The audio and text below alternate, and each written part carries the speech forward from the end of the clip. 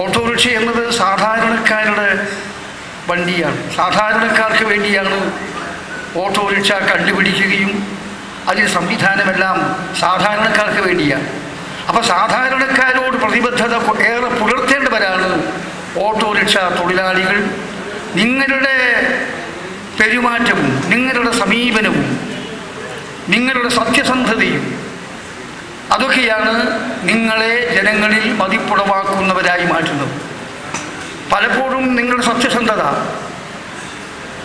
വളരെയേറെ പാടി പുകഴ്ത്തുന്ന എത്രയോ സന്ദർഭങ്ങളുണ്ടായിട്ടുണ്ട്. കാരണം ഓട്ടോറിക്ഷയിൽ പല ആളുകളും പല വിലപിടിപ്പുള്ള സാധനങ്ങളും വെച്ച് മറന്നുപോയാൽ പല ഓട്ടോറിക്ഷ ഡ്രൈവർമാരും അത് വളരെ കൃത്യമായി പോലീസിലെത്തിച്ച് ഇതാ എൻ്റെ വണ്ടിയിൽ നിന്ന് കിട്ടിയതാണ് ഈ സാധനം, ചിലപ്പോൾ വളരെ വില കൂടിയതാണ്. ഈയിടെ ഞാൻ പത്രത്തിൽ വായിച്ചു 25 പവൻ ഉരുപ്പടി, സ്വർണ്ണം ഉരുപ്പടി ഒരു മുസ്ലിം സ്ത്രീയുടെ കയ്യിൽ നിന്ന് നഷ്ടപ്പെട്ടു.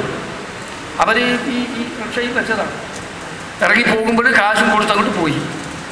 നേരെ മറിച്ച് അവിടെ വേറെ ഒരാൾ വന്ന് കയറുകയും അയാൾ സത്യസന്ധനല്ലാതിരിക്കുകയും ചെയ്താൽ ആ സ്വർണ്ണ ഉരുപ്പിടിയുള്ള ബാഗ് അയാൾ കൊണ്ടുപോകും. പക്ഷേ ഓട്ടോറിക്ഷ തൊഴിലാളി കണ്ടെത്തി അത് കൃത്യമായി പോലീസിൽ എത്തിക്കുകയും യഥാവിധി ഉടമയ്ക്ക് കൊടുക്കുന്ന ഒരു രീതിയിലേക്ക് കൊണ്ടുവരികയും ചെയ്ത എത്രയോ ഓട്ടോറിക്ഷക്കാർ, സത്യസന്ധരായ ഓട്ടോറിക്ഷക്കാർ, അത് ജനങ്ങളുടെ അഭിനന്ദനം ഏറ്റുവാങ്ങിയ എത്രയോ സന്ദർഭങ്ങളുണ്ടായിട്ടുണ്ട്. നിങ്ങളും അത്തരം സത്യസന്ധത പുലർത്തുന്നവരായിരിക്കും എന്നാണ് ഞാൻ വിചാരിക്കുന്നത്. ഇന്ത്യൻ നാഷണൽ കോൺഗ്രസുമായി ബന്ധപ്പെട്ടവരാണ് നിങ്ങൾ. കോൺഗ്രസ്സാണ് ഈ രാജ്യത്തെ തൊഴിലാളി വർഗ പ്രസ്ഥാനത്തെ ശക്തിപ്പെടുത്താൻ ആദ്യമായി രംഗത്തിറങ്ങിയത് എന്ന് ഞാൻ ചൂണ്ടിക്കാണിക്കാൻ ആഗ്രഹിക്കും. സ്വാതന്ത്ര്യ സമര കാലത്ത് AITC ആണ്, അഖില India trade union congress. AITC ഇന്നിപ്പോൾ കമ്മ്യൂണിസ്റ്റുകാരുടെ കൈവശമാണ്, CPI-കാരാണ് അതിപ്പോൾ കൈകാര്യം ചെയ്യുന്നത്.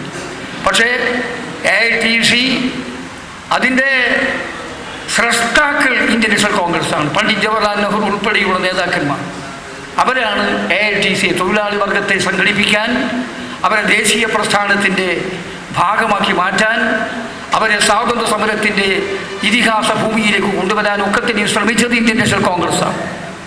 അത് പിന്നീട് AITC അത് കമ്മ്യൂണിസ്റ്റുകാരുടെ കയ്യിൽ എത്തപ്പെട്ടു. പിന്നീട് Indian national trade union Congress INTUC കോൺഗ്രസിൻ്റെ തനതായ പ്രസ്ഥാനം ഉടലെടുക്കുകയും ചെയ്തു. INTUCക്ക് ജനങ്ങളോട് ഒരു പ്രതിബദ്ധതയുണ്ട്, ഉത്തരവാദിത്വമുണ്ട്. ആ ഉത്തരവാദിത്വം മറന്ന് അനാവശ്യ സമരങ്ങളിലൂടെ ജനങ്ങളെ കഷ്ടപ്പെടുന്ന വിധത്തിലേക്ക് മാറിപ്പോയാൽ അത് ഒരു തരത്തിലും നീതീകരിക്കത്തക്കതല്ലെന്ന് ഞാനിവിടെ ചൂണ്ടിക്കാണിക്കാൻ ആഗ്രഹിക്കുകയാണ്. പക്ഷേ അവകാശങ്ങൾക്ക് വേണ്ടി, അതാ ഏത് ഗവൺമെൻറ് ഭരിച്ചാൽ അവകാശങ്ങൾക്ക് വേണ്ടി, നീതിക്ക് വേണ്ടി, ധർമ്മത്തിന് വേണ്ടി, സ്വാതന്ത്ര്യത്തിന് വേണ്ടി ഉള്ള പോരാട്ടം അത് ഏത് ഗവൺമെൻറ് ആയാലും ആ ഗവൺമെൻറ്റിനോട് മുഖം നോക്കാതെ പോരാടാനുള്ള കരുത്തും കഴിവും പ്രാപ്തിയുമാണ് INTUCയെ ഈ രാജ്യത്തെ ഏറ്റവും വലിയ തൊഴിലാളി പ്രസ്ഥാനമാക്കി മാറ്റി.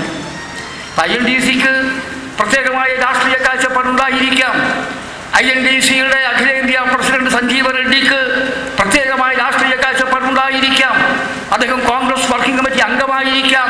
പക്ഷേ സഞ്ജീവ റെഡ്ഡി തൊഴിലാളി വർഗത്തിന്റെ താല്പര്യം ഒരു സർക്കാരിന്റെ മുമ്പിലും അടിയറ വെക്കാൻ തയ്യാറല്ല എന്ന് പ്രഖ്യാപിച്ച ഇന്ത്യയിലെ ഏറ്റവും വലിയ തൊഴിലാളി നേതാവാണെന്ന് ഞാൻ ചൂണ്ടിക്കാണിക്കാൻ ആഗ്രഹിക്കുക. അപ്പം അങ്ങനെയുള്ളൊരു തൊഴിലാളി നേതാവിൻ്റെ കീഴിലാണ് നിങ്ങൾ INTUCയുടെ പതാക ഉയർത്തിപ്പിടിച്ചുകൊണ്ട് മുന്നോട്ട് പോകുന്നത് എന്നത് അഭിമാനകരമാണ് എന്ന് ഞാനിവിടെ ചൂണ്ടിക്കാണിക്കാൻ ആഗ്രഹിക്കട്ടെ. വസ്ത്രസങ്കല്പങ്ങൾക്ക് സ്ത്രീ സൗന്ദര്യത്തിന്റെ പരിപൂർണത. Sreedevi silks and saris.